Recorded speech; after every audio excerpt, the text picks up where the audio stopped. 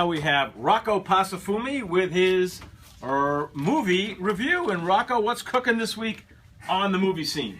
Thank you so much. A lot is going on in the movie scene. This is quite unusual for August, especially with this type of movie. This is called Straight Outta Compton. It is directed by F. Gary Gray and it stars Corey Hawkins, O'Shea Jackson Jr., and Jason Mitchell. It's based on a true story. It takes place in the late 80s in the city of Compton in south central Los Angeles as an aspiring hip-hop producer and rapper, Dr. Dre, played by Hawkins, teams up with his childhood friend, drug dealer and rapper Eric Eazy-E Wright, played by Mitchell, and fellow rapper Ice Cube, played by Cube's own son, Jackson Jr., to form the hardcore rap group of its time, NWA, attracting controversy with its explicit lyrics and anti-establishment stance, while disputes over money complicates the group's harmony.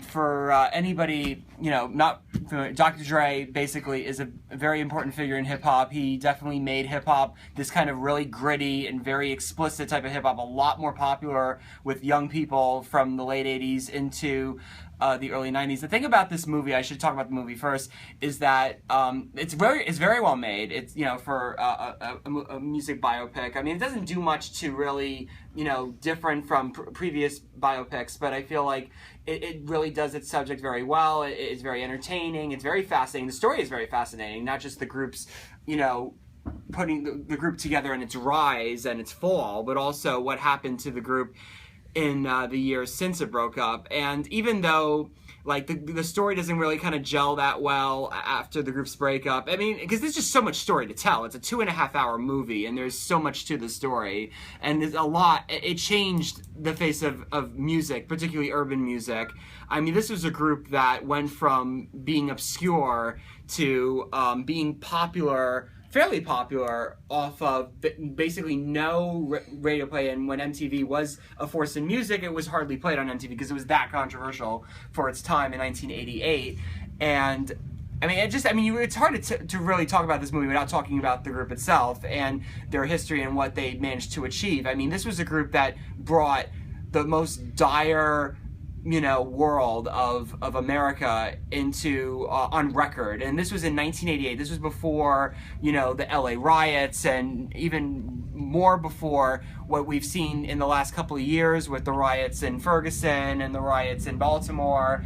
And it showed the group early on that was presenting this, a world that they didn't. It's not one that they could really either glorify or try to help in any way, but in terms of us saying, this is what we deal with, this is what we live with, it's out there, take it your own leave. And I mean, let's put it this way, in the sense that they managed to foresee a lot of what's so much the country now knows about in terms of violence. I mean, they managed to do a song.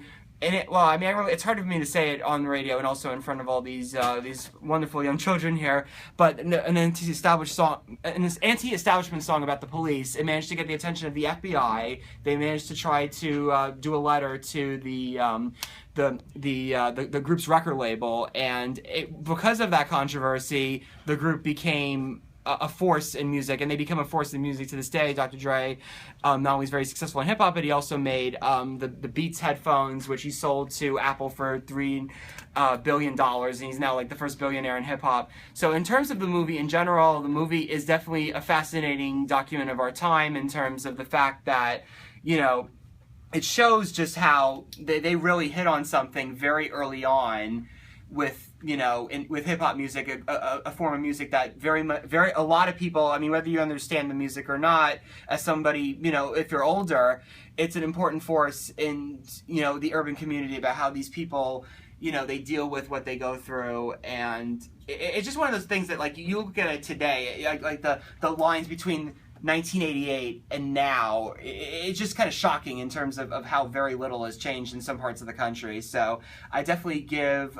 Straight Outta Compton 3 out of 5 stars, and thank you very much. Okay, Rocco, great job. Come up last break, and after the break, we're going to have Dane DePasquale and his surfing report, and then we're going to talk about a great gymnastic accomplishment from the Weiner daughters. All right, and another note, next week we're going to be at Pancho's Cantina, and we got a couple of young talents we're excited about. We have Logan Kahn, who's going to be a sophomore at Long Beach High School, and he's a professional magician. So we're excited to have Logan, who's a good friend of Dane's, perform on the show. And then we have an 18-year-old musician who Rocco and I met at the Long Beach International Film Festival named Justin Plantinga, who's going to be on the show next Sunday night from Pancho's Canteen, and we'll be celebrating our 5-year anniversary on the air. Yeah. Long Beach on Halftime Howie, broadcasting on the beach with Halftime Howie. 5 years next Sunday night. So we're excited about that. All right, we're taking a break. Coming to you live from Oceanside Wellness, right here in Oceanside. I am Halftime Howie. This is broadcasting on the beach with Halftime Howie from Long Island's first and oldest radio station, AM 1240 WGBB.